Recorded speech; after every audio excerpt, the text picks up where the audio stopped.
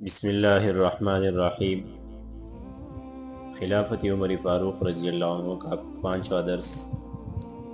عامر بن ربیعہ رضی اللہ عنہ کہتے ہیں کہ مال غنیمت میں سے میرے حصہ میں ریشم میں کپڑے جس میں رومیوں کی تصویریں نکلی ہوئی تھی آئے تھے۔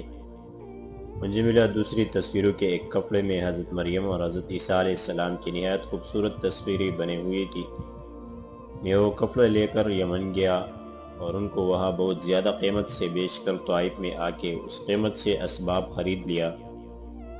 میں حضرت ابو عبیدہ بن جراح رضی اللہ عنہ کے لشکر میں تھا کہ حضرت خلیفۃ المسلمین عمر بن خطاب رضی اللہ عنہ کا میرے نام حسب ذیل فرمان صادر ہوا، یا ابن اخی اس قسم کے کپڑے میرے پاس بیچ دیا کرو تاکہ میں وہ مسلمان غرباء کے خرچ و اخراجات میں کام آ سکے۔ واقدی رحمۃ اللہ علیہ تعالیٰ کہتے ہیں کہ جس وقت مسلمانوں کا لشکر مال غنیمت لے کر واپس آ گیا تو حضرت ابو عبیدہ بن جراح رضی اللہ عنہ نے اس پتہ کی خوشخبری اور رسول غنائم کی اطلاع دربار خلافت میں روانہ کی۔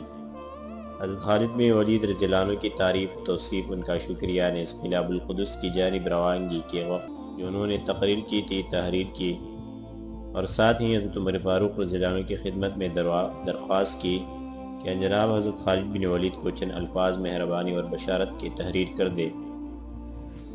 کہتے ہیں کہ حضرت ابو عبیدہ بن جراح رضی اللہ عنہ نے یہ عریضہ ہرقل والی بیت المقدس کی طرف جانے کے وقت لکھا تھا، اور ساتھ ہی اس میں بعض مسلمانوں کا حال بھی لکھ دیا جنہوں نے شراب کا استعمال کیا تھا۔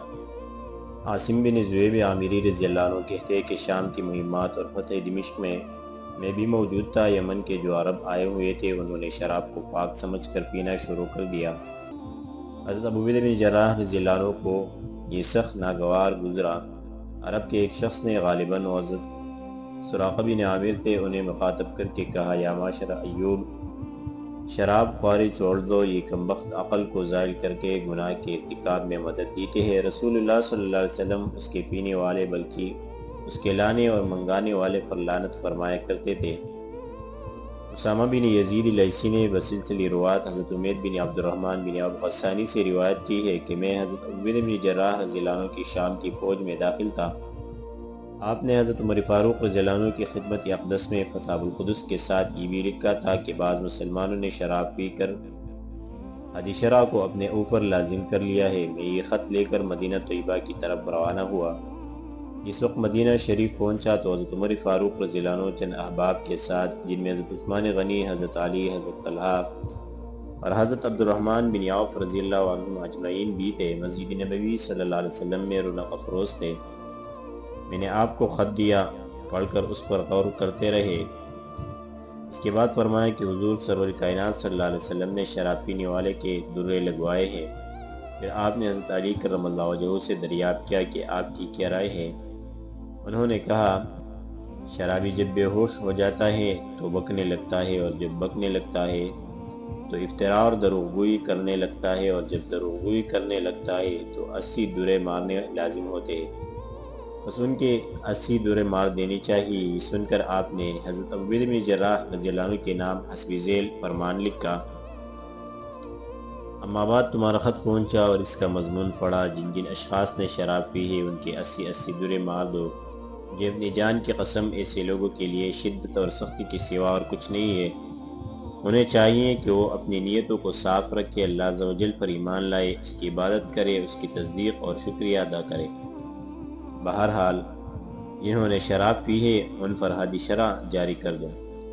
واقدی رحمۃ اللہ علیہ کہتے ہیں کہ جس وقت حضرت عمر رضی اللہ عنہ کا یہ فرمان حضرت ابو عبیدہ بن جراح رضی اللہ عنہ کے پاس پہنچا تو آپ نے اسے پڑھ کر لوگوں منادی کی کہ جس شخص پر شراب کی حد عائد ہوئی ہے وہ اسے قبول کر کے خداوند تعالیٰ جل مجدہ کے حضور میں توبہ کرے۔ یہ سن کر جن لوگوں نے شراب پی تھی وہ اس کے لیے آمادہ ہو گئے اور ان پر حد جاری کر دی گئی۔ اس کے بعد آپ نے یہ اعلان فرمایا کہ میرا ارادہ دعاکے میں پہنچ کر رومیوں سے جہاد کرنے کا ہے۔ ممکن ہے کہ باری تعالیٰ جل مجدہ میں ان پر فتح بخشے، اس لیے تمہیں تیار ہو جانا چاہیے۔ مسلمان یہ سن کر متفق آواز سے کہنے لگے، ہم جناب کے حکم کے تابع ہے، جہاں اور جس جگہ آپ جانے کا حکم فرمائیں گے ہمیں بصر و چشم منظور ہے۔ یہ سن کر آپ بہت خوش ہوئے اور فرمایا، تمہیں سامان سفر سے آراستہ ہو کر بالکل مستعد رہنا چاہیے۔ میں آپ حضرات کو فعل حلب لے کر چلوں گا، جس وقت ہم اسے فتح کر لیں گے تو پھر انشاءاللہ العزیز انطاکیہ کی طرف متوجہ ہوگے۔ مسلمان نے جلدی سامان درست کیا، رخت سفر باندھ جنگ کا ساز سامان کیا۔ حضرت ابو عبیدہ بن جراح رضی اللہ عنہ جب سب کاموں سے فراغت پا چکے تو آپ نے حضرت خالد بن ولید کو حکم دیا کہ حضرت صدیق اکبر رضی اللہ عنہ نے جو نے عقاب نامی نشان ایلے کی روانگی کے وقت مرحمت فرمایا تھا، اسے لے کر لشکر ذہب کے آگے آگے روانہ ہو۔ چنانچہ آپ حضرات ضرار بن حضور، رافع بن عمیرۃ الطائی اور مسیب بن نخوت الفزاری کے لشکر کے آگے آگے روانہ ہو گئے۔ ایک کے بعد دیگرے لشکر نے چلنا شروع کیا۔ حضرت ابو عبیدہ بن جراح رضی اللہ عنہ نے حضرت صفوان بن عامر اسلمی کو 500 سوار دے کر دمشق کی حفاظت کے لیے اور خود یمن اور مصر کے بعض آدمیوں کے ساتھ لشکر کے پیچھے پیچھے روانہ ہو گئے۔ واقعی رحمۃ اللہ علیہ کہتے ہیں کہ حضرت ابو عبیدہ بن جراح رضی اللہ عنہ نے بقا اور لبوا کے راستہ سے وہاں جانے کا ارادہ فرمایا تھا۔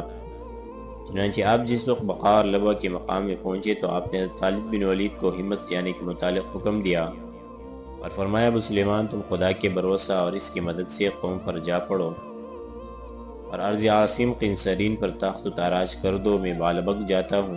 خدا تعالیٰ کی ذات پاک سے امید ہے کہ وہ اس کی فتح کو ہم سے آسان کر دیں گے۔ یہ کہہ کر آپ نے انہیں ہمس کی طرف روانہ کیا اور خود بالبک کی طرف تشریف لے جانے کا ارادہ فرمایا تھا کہ اچانک والی جوسیت جس کے ساتھ کچھ ہدایہ اور تحائف بیتے آ گیا اور عرض کی کہ اگر آپ حضرات نے ہمس اور بالبک کو فتح کر لیا تو ہم بھی آپ کے زیر فرمان ہو جائیں گے اور کس طرح کی مخالفت نہیں کریں گے۔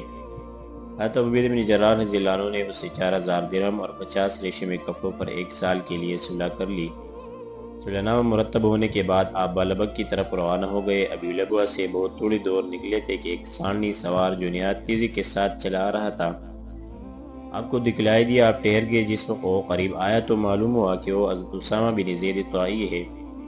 آپ نے ان سے دریافت کیا کہ اسامہ کہاں سے آ رہے ہو؟ انہوں نے اونٹنی بٹلائی۔ حضرت عبیدہ بن جراح رضی اللہ عنہ نے اس تمام مسلمانوں کو سلام کیا اور کہا کہ میں مدینہ شریف سے آ رہا ہوں۔ یہ کہہ کر حضرت عمر فاروق رضی اللہ عنہ کا ایک خط نکال کر پیش کیا۔ آپ نے مہر توڑی، کھولا اور حسب ذیل مضمون جو اس کے اندر تھا پڑھنا شروع کیا۔ لا الہ الا اللہ محمد الرسول اللہ، بسم اللہ الرحمن الرحیم، عبداللہ امیر المومنین عمر بن خطاب کی طرف سے بطرف امین الامت ابو عبیدہ بن جراح رضی اللہ عنہ، السلام علیکم۔ اما بعد میں اس باری تعالیٰ جل مجدہ کی حمد کرتا ہوں جن کے سوا کوئی معبود نہیں، اور ان کے نبی برحق محمد رسول اللہ صلی اللہ علیہ وسلم پر درود بھیجتا ہوں۔ واضح ہو کہ اللہ تبارک و تعالیٰ کے حکم کو کوئی شخص رد نہیں کر سکتا۔ جو شخص لوح محفوظ میں کافر لکھا گیا وہ کبھی ایمان نہیں لا سکتا۔ یہاں ایک شخص جبلہ بن ایوم غسانی ماں اپنے قبیلہ اور قوم کے میرے پاس آیا۔ میں نے انہیں ٹھہرا کر اس کے ساتھ نیکی اور حسن سلوک سے کام لیا۔ انہوں نے میرے ہاتھ پر اسلام قبول کیا، جس کی وجہ سے مجھے بہت خوش ہوئی کہ اللہ جل جلالہ نے اسلام کے بازو کو مستحکم اور مضبوط کیا۔ فتح غیب کا مجھے علم نہیں تھا۔ میں حج کے لیے مکہ معظمہ گیا۔ جبلہ بن ایوم نے وہاں پہنچ کر کعبۃ اللہ کا 7 بار طواف کیا۔ اثناء طواف میں بنی فزارہ کے ایک شخص کے پاؤں تلے اس کی چادر آ گئی اور الجھ کر اس کے کاندھوں سے نیچے گر پڑی۔ جبلہ اس بازاری شخص کی طرف متوجہ ہوئے اور کہنے لگا کہ کم بخت تو نے خدا کے گھر میں مجھے برہنہ اور ننگا کر دیا۔ بازاری نے کہا، خدا کی قسم میں نے دانستہ ایسا نہیں کیا، مگر اس نے اس کے ایک ایسا تمانچہ مارا کہ اس کی ناک ٹوٹ گئی اور اگلے 4 دانت گر پڑے۔ فزاری میرے پاس فریادی بن کر آیا۔ میں نے جبلہ کی گرفتاری کا حکم دیا اور کہا کہ تجھے اپنے مسلمان بھائی کو تمانچہ مارنے کے جس سے اس کی ناک اور دانت ٹوٹ گئے کس نے کہا تھا؟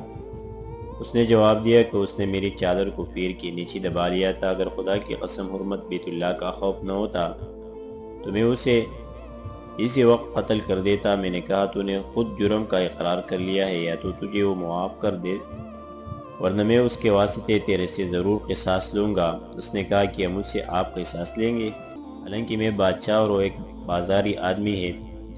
میں نے کہا، تم اور وہ دونوں اسلام میں داخل ہو، کچھ فرق نہیں، اسلام کے احکام میں تفریق نہیں ہو سکتی ہے، اور بس۔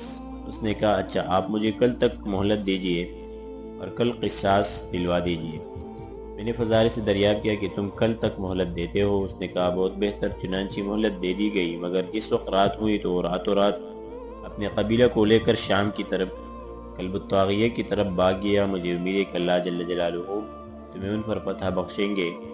وہی مس پر فوج کشی کر دو اور وہاں سے دور مت جاؤ۔ اگر حلیمت صلح کرنا چاہے تو تم صلح کر لو، اگر انکار کرے ان سے مقابلہ کرو اور انطاکیہ کی طرف اپنے جاسوس روانہ کرو۔ نصرانی عربوں سے ہوشیار رہو۔ اللہ تبارک و تعالیٰ کی تم پر اور تمہارے ساتھیوں پر برکت اور مدد رہے۔ مسلمانوں سے سلام کہہ دینا، والسلام علیکم۔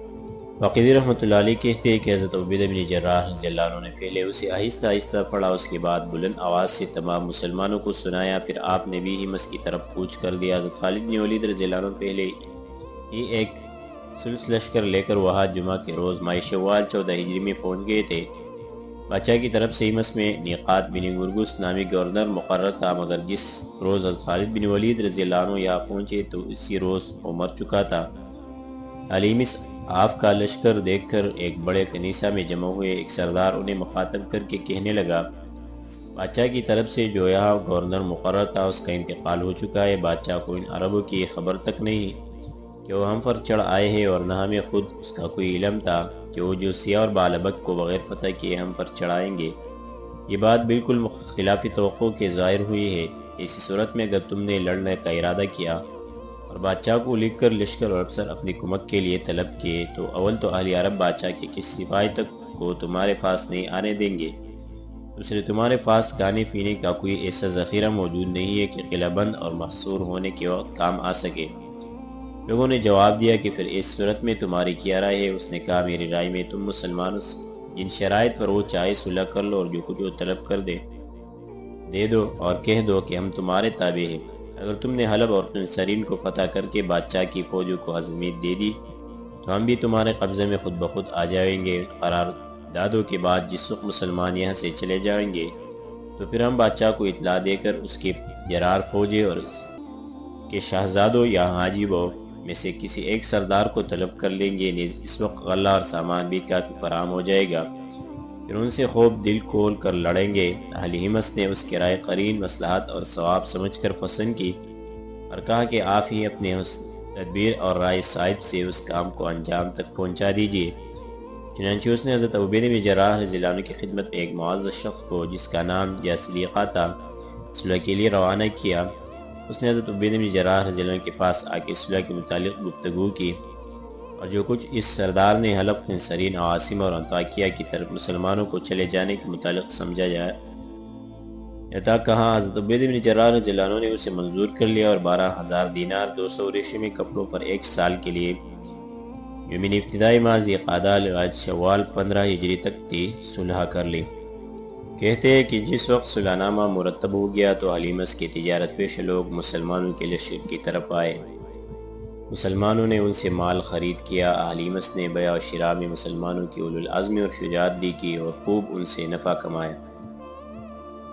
اس کے بعد کیا ہوا انشاءاللہ آگے درس میں ذکر کریں گے۔